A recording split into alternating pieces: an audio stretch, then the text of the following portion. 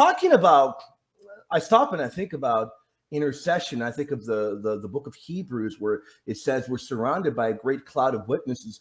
And it's talking about those patriarchs they're dead, but they're still alive. They surround us as a great cloud of witnesses. Abraham being one of those patriarchs. Steve, here's the one thing that really does, it confuses a lot of Catholics. Maybe about 2-3 months ago, I was talking with somebody, and they looked at me. They gave me a peculiar look. They said, well, you're talking about Abraham as he's this great figure, but is Abraham a saint? Now, what do we have to say about Abraham, Steve? And let me ask you, is it okay to call him a saint? He's from the Old Testament. Well, he's in the New Testament too.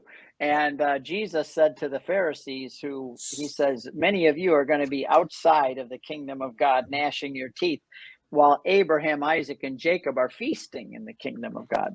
So Jesus canonized them right there. If we don't have to go any further than that. And a little bit further, you want to go to paragraph 61 in the Catechism. It says the patriarchs, and there it's referring especially to Abraham, Isaac, Jacob, and Joseph, those early ones. The patriarchs, prophets, and certain other Old Testament figures have been and always will be honored as saints in all the church's liturgical traditions. So you can imagine King David, Elijah, Elisha, Isaiah, Jeremiah, the prophets, and others are all saints.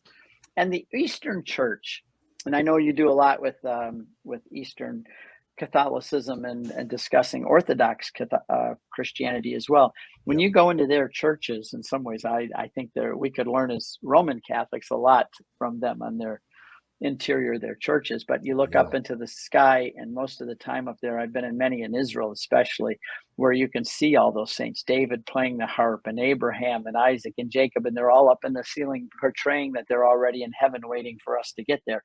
Then we're also told in the creed, when we say that Jesus went down into hell, people don't quite know what that means, but in the books of 2 Peter and Jude and other places, it says that Jesus went down to those who were in prison, who were kept in the place of the dead, waiting for the resurrection. And I think he went down and he says, guess what, guys? I'm busting the doors open today.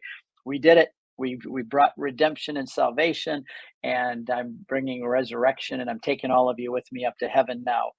And so they're all up there with the Lord in heaven now. Of course, their bodies will be added later, because Abraham's body is in the Machpelah in Hebron. I've been there many, many times. Wow. Hard to get into that building because it's one end of it's a mosque and the other end is a synagogue. Imagine, connected together in one building.